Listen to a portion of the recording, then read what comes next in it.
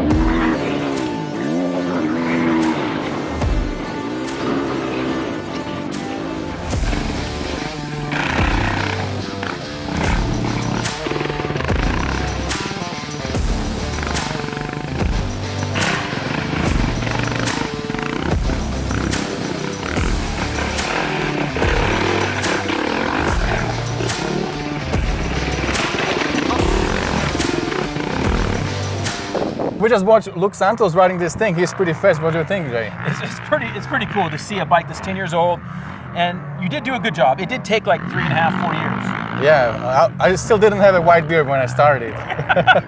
So it's been cool, and to see a 10-year-old bike that is still really good, because as fuel injection, this old style engine is pretty cool. You know, before they flipped it.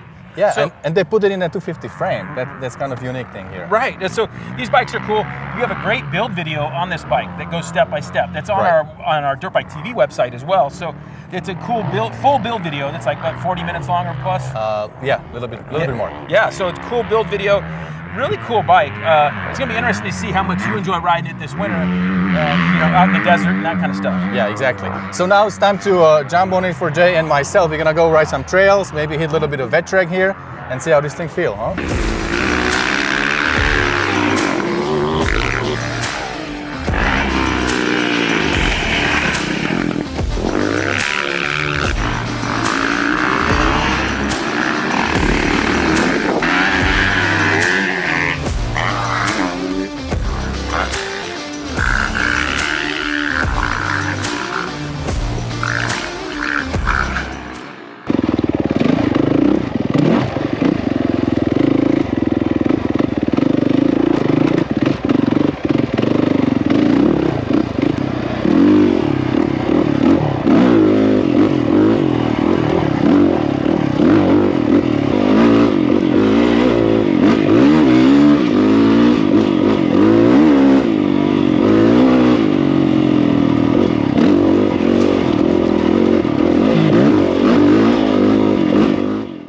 Luc Santos, one of the fastest guy I know, former pro.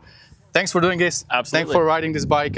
What do you think about this 10 years old dirt bike? 10 years old. I mean, I haven't ridden a bike this old in a while, but I was almost a little bit worried, but then after riding it, it was so much fun. So I first went out and rode some single track, and I think that's what this bike does best. Yeah. And then of course rode a little bit on the vet track and then a little on the off-road track. So, you know, Kahia here has a little bit of everything. So we tested it in all different disciplines, and man, it is different, and it hits a limiter in places that you wouldn't expect after riding modern bikes. But for the single track, the Recluse Auto is really helpful, and it really absorbs and takes up the bumps because it is a little bit softer for the moto stuff.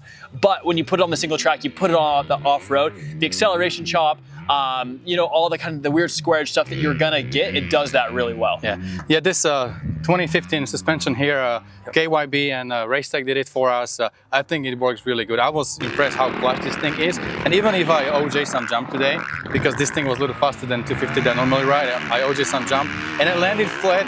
I didn't bottom out even with my 200 pounds right now on. So it feels plush, but yet it is pretty firm on the track. I mean, not very firm, but doesn't blow through the stroke easy. So I was really surprised how this thing runs. Now, I didn't hit the rev limiter. You hit it like every single time coming out of the turn. We need to play with the maps. I think the map I have right now, it's a little bit lean, so the bike runs a little bit harder than it should. And also sometimes it pops a little bit. Definitely I'm gonna play with the maps. There are these specific maps for WR450, so we're gonna do that. But yeah, overall, it was pretty fun, and it was fun watching you to ride this thing, you know, throwing the whips and and doing the things that I'll never do on this bike. It's just fun to see the bike that we built being ridden like this. So look, man, thanks a lot. I really appreciate Absolutely. it, and thanks for trusting us enough to jump everything on this today, and you know, have a good time. Yeah, good time, man. I appreciate it. Thank you. Thank you. All right, Jay, your turn. What do you think about this 10 years older bike? So it was really cool, and everybody we talked to, because a few of us all rode it, and it's cool how nice something can be. The bike does feel like, when we compare it to like a 350 XCF or the 500 EXC, it does feel a bit heavier and bulkier, but it's still a plenty capable bike. It's gonna be fun to take it out this winter, out to the desert, you know, and our trails up there, to see how it does in the tight trails.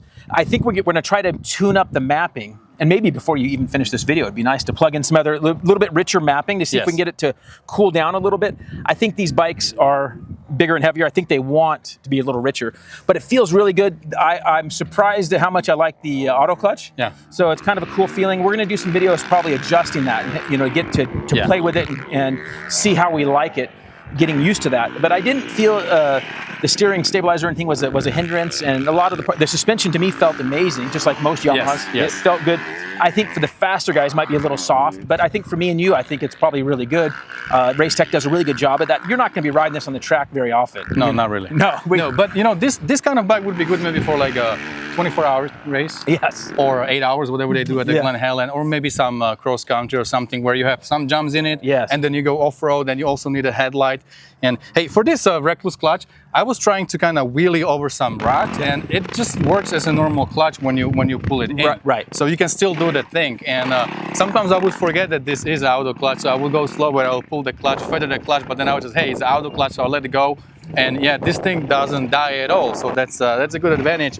Being 450, heavy engine, big motorcycle, right? And having this advantage that you're not gonna stall, and it kind of helps you to ride with that clutch. And also, you know, this is the newest version. This is the 4.0 from them as well. Right.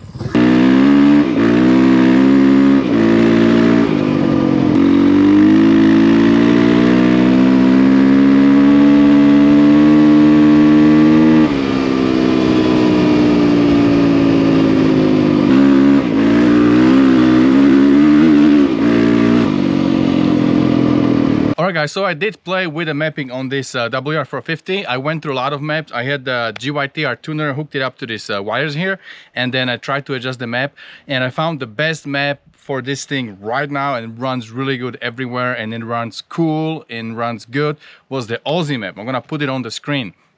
I tried different maps. I tried the moto map. I tried something that I made on my own. I played with the fueling and also a little bit with the timing. But the best map was the Aussie map. That's what I have on the bike now, and that's what you could hear in the last riding videos when I was on the open trails and on the big road when I was trying a 5th gear. This thing was doing 80 miles an hour, no sweat at all. So guys, overall, I love this thing. It could pretty much do everything on this video. It did the motocross no problem at all. I was hitting all those jumps, even when I OJ'd something, over jumped, right? I landed, the suspension was smooth, and it was nice and soft. I didn't bottom end with my 200 pounds, and it was still pretty good. And then when I was on the trails a little bit faster, this you know, chops on the trails, it was eating everything.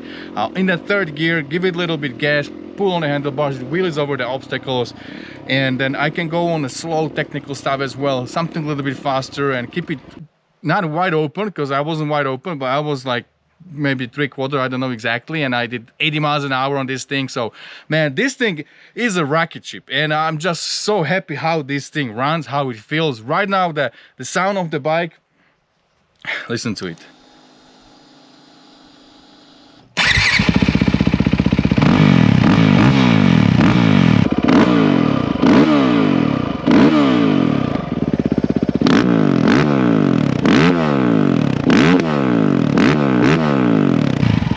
It just sounds amazing. It sounds like and want to go, you know, for a ride. And when I was riding in a third gear, that's like all day long gear. Seriously, first, second are kind of short. It's really slow and technical stuff. That's why Luc was hitting the rev limiter in the second gear, because this is a wide ratio transmission. So second gear runs out of the speed very quickly, so we'll come to the end. And he's used to ride all these motorbikes, and especially, you know, like brand new bikes, 2023, 2024. So he wanted to carry the second gear much longer than this bike is designed for. That's why he was hitting a rev limiter in the second gear. So if you just stay in the second gear, want something a little bit slower, and then you shift to that third gear, then you can stay in that third gear pretty much all day long. I was doing slow, I was doing fast, it has enough power to wheelie over obstacles. It's really an all day long gear. As long as you don't go to like wide open desert, then yeah, shift fourth. And fifth gear, actually, that thing is wide open roads, 70 miles an hour, 75, 80, no problem at all. So overall, man, I love it. The suspension is so good. The gearbox is really good for pretty much everything. Yes, you need to learn kind of how it works the best for which terrain, but overall, this thing is amazing. So I have a big smile on my face, as you can see. Really happy how everything runs. It runs now. I was riding today for about 30 minutes, and it only came to like 155 Fahrenheit. Before on the track, it was a little bit warmer day. It came all the way to 200. So we really fixed that, you know, hard running engine with the good mapping and all that. So now we have 3 hours on the bike. It's broken, everything. We have good map, and I just wish that it rained soon. Check behind me, we have the beautiful trails and you know, mountains behind, so we can ride a lot. We just need a little bit of rain and have fun the whole winter. All right, my friends, well, that's about it for today. Leave comments below how you like this video, and don't forget, whatever you do, stay motivated. See you guys later.